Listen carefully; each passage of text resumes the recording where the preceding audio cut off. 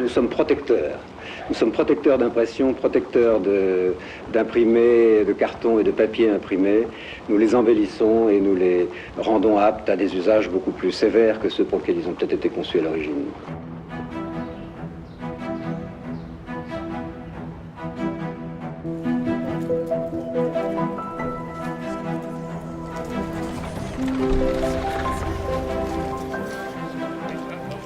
Les établissements Boutot ont été fondés en 1926 par M.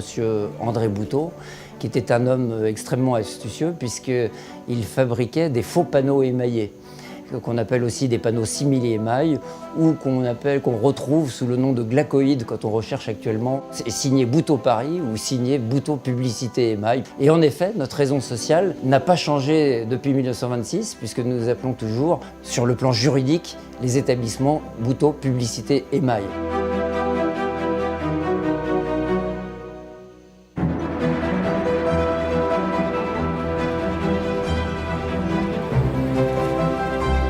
Donc voilà, M. Boutot avait fait une belle affaire en fabriquant de jolis produits qui étaient avec des impressions Helio, 8 couleurs, embordés sur de la tôle, plastifiés à l'unité avec un film plastique qui était de la celluloïde à l'époque, et tout ça était fait à la main. Et puis dans les années 60, M. Boutot a recherché un successeur et le hasard des choses a fait qu'il est tombé sur mon père, Michel Bayard, qui a racheté l'entreprise à M. Boutot et pris sa suite. Et il a conservé dans l'entreprise un certain nombre de cadres, dont M. André Bonneau, qui était le propre neveu d'André Boutot. Donc on a conservé comme ça un lien entre les fabrications anciennes du panneau émaillé et les nouvelles choses qui arrivaient et que mon père a développées.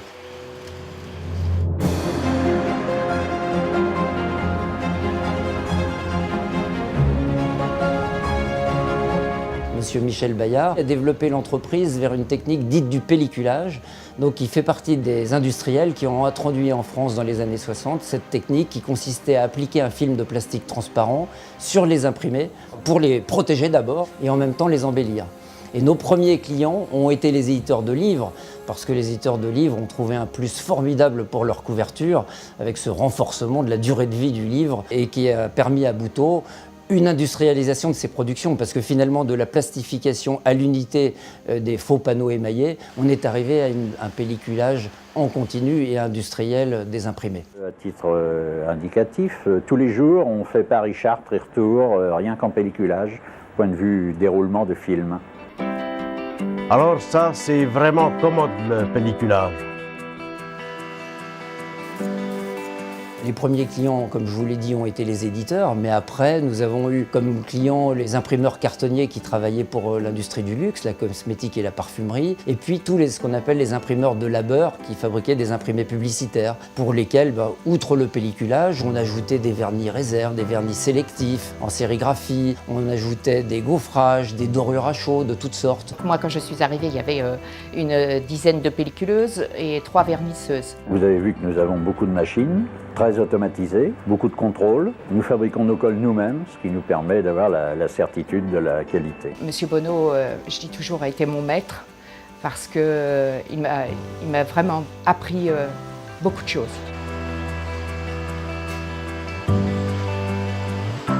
Il y avait un côté déjà humain dans cette entreprise. Il y avait peut-être le côté paternel. Avec Monsieur Michel Bayard, on pouvait parler très librement. Par contre, il était à fond dans son travail. Nos clients sont très exigeants, que leurs délais sont très courts, que les stocks sont très faibles et que quelle que soit l'activité, il faut suivre. En fait, nous étions un maillon dans la chaîne graphique. Les imprimeurs imprimaient. Ça venait chez Boutot à plat en feuilles par des semis entiers.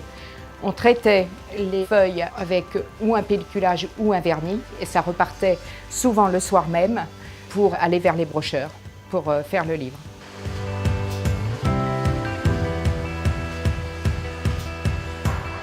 Autant je peux dire que de M. André Boutot que c'était un homme astucieux, de mon père, M. Michel Bayard, je dirais que c'était un visionnaire, parce qu'il a toujours investi en avance. La révolution, c'est quand les nouvelles machines sont arrivées.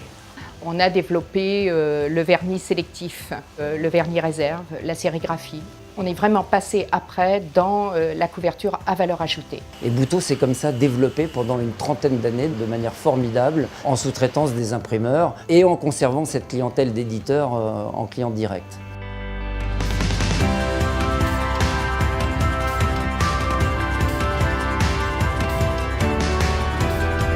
Moi-même, je suis rentré chez Buteau en 1987. Il fallait imaginer un repositionnement, car dans les années 90, malheureusement pour moi, le pelliculage était arrivé à maturité, la technique s'est banalisée. Puisque les imprimeurs faisaient notre travail, mais nous aussi, on pouvait proposer aux éditeurs de faire les couvertures à valeur ajoutée, mais depuis le début, de les imprimer nous aussi. Et c'est ce qu'on a fait à leur demande. En 1994, nous avons acquis une petite imprimerie en région parisienne qui s'appelait Colorigraphique et qui nous a permis d'acquérir le savoir-faire imprimeur.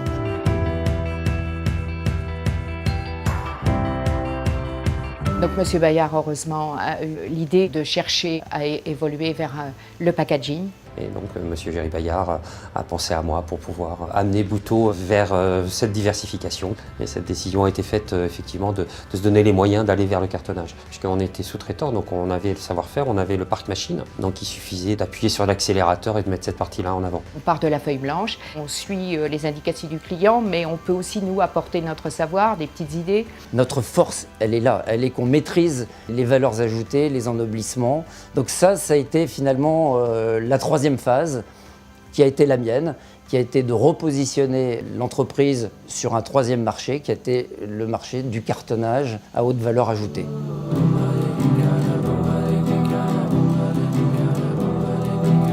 Le numérique est une ère qui s'ouvre devant nous, dont les possibilités sont multiples, très attractives pour nos clients. Le but, c'est d'être là au tout début du projet, avant même la conception, avant même le design du packaging, pour les accompagner. En particulier dans le domaine du prototypage et de petites séries. Avant de lancer les productions industrielles, et l'idéal, c'est d'être là aussi à la fin, lorsqu'ils lanceront leur gamme. Et nous avons des possibilités qui nous sont offertes aussi par le dernier investissement qu'on a fait dans une presse offset HUV, une technologie innovante et nouvelle sur laquelle tout est encore à trouver. Ce que je cherche justement, c'est à faire connaître Buteau Packaging auprès de plus petites entreprises qui ne sont pas habituées à faire appel directement à un industriel pour créer leur packaging.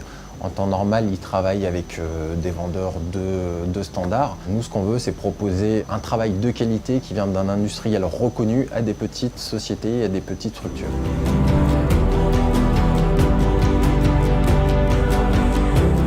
Les valeurs historiques de Buteau, c'est le collectif. À chaque fois qu'on a un problème technique, on se rassemble parce qu'effectivement, il y a toujours plus d'idées dans 4 têtes que dans une. Et puis c'est cet esprit peut-être façonnier, puisque finalement dans toute cette époque où nous avons été un sous-traitant des imprimeurs, nous avons été habitués à trouver des solutions pour sortir les choses en temps, en heure et bien.